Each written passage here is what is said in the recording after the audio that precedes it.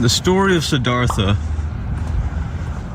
by Hermann Hesse has a lot of examples of change that occur in people's lives in order to give them perspective.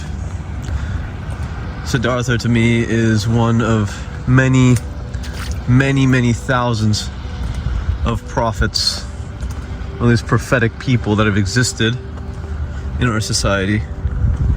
Part of the reason I agree with Jeff Bezos with having lots and lots of human beings is because we'd have lots and lots of these types of people, which can hopefully bring out the best in humanity, more having a greater effect.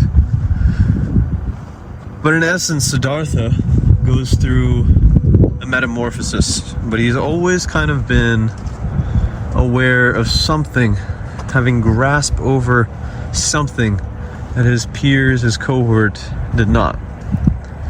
And that allowed him to realize how futile some of the efforts of the people pursuing the things that they think they want, but do not understand how to get. I believe in old souls. I believe in the ability of people being born as kind of different. Just being a little slower, being a little bit more detail-oriented, perhaps. And I think Siddhartha was one of these people. He was able to understand patience. He was able to have such control over himself that he could get to the metaphysical levels that many people older than him could not. Now, the changes that Siddhartha goes through are almost self-imposed punishments. They are each a life transformation that is encouraged by his philosophy of life, which is to explore, to gain insight, to grow wiser. So he goes upon his journey after many hours of pain and understanding, and he goes and he acquires the things that men, that humans in our modern world deem to grant power, essentially money, fame. And he acquires these things, and at the top, or I suppose among the many tops, he decides, what is it all for? He decides that just to feel something, just to experience the pain of life again, or maybe the joy of life again, can be portrayed in similar ways. You get really emo about it. But he essentially throws it all away, and he says, well, no, it doesn't mean anything. And then he proceeds to go on another journey. Now, for anyone in our society to get to a point where they can afford to throw everything away, that to me is the essence of value. Meaning that person knows that even if they do throw it all away, that it actually comes from them. The success, the power, the prowess, it comes from them. Their ability, and so to throw everything away is the ultimate power in some regard.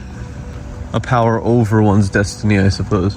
A freedom, a deeper freedom. So he throws it all away and he goes for a long walk again. And he finds a place that soothes his soul, his weary soul, that allows him to connect back with the self that was born, the deeper self. And he enjoys it so much after losing most sensation in his life that he decided that is all he needs and all he wants. There are some hiccups along the way. There are some conclusions that I haven't talked about, but it is worth the read. Siddhartha by Hermann Hesse. It's a short book too, for for those who are spiritually minded and looking for a character that perhaps they can connect to. But I always found it beautiful that he sat next to a river. Something about nature. Nature has inspired me many times. It has soothed me many times. It ignites a curiosity, I think, in people that enjoy the plight sometimes of thinking a lot. But I always enjoy the story of Siddhartha because he pushes past so many barriers in his life. He just kind of breaks, he just shatters forms that he's imposed on himself. And it's so powerful that at some point he settles. And not even as a sacrifice, but as a gift to himself. That sounds fascinating. That sounds like a necessary conclusion to a journey well traveled, I suppose, to some, and absolutely crazy to others, I'm sure. But I also just can't get over, I saw a newborn a couple days ago, and some babies cry a lot when they come out, when they see the world and they experience the first sensations. But some babies don't. And as they grow older, is it apparent? Can you tell, which babies were the ones that cried and which ones didn't? Does that have anything to do with their personalities at all? I have a belief it does. I was born on the day of a flood in Pakistan, Lahore. And my name is Tarab, which means dirt in Arabic. And I didn't cry very much when I was born. And I've always asked questions about life and found fascination in spirituality and logic. A calmer life sometimes, difficult other times, but hey, every life is. But I look forward to finding more people that maybe didn't cry so much when they came out. I would like to find other individuals that have experienced this peace early on in life. You wake up twice. The first time you are born, the second time you are born, you realize that you will die. Finite adventure, I guess. But hopefully more of a story to tell, a part of the mural. I hope you found this interesting. A little slower.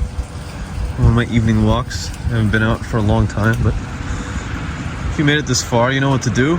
Show me some support, please. And I'm sure somewhere on the screen there's a little video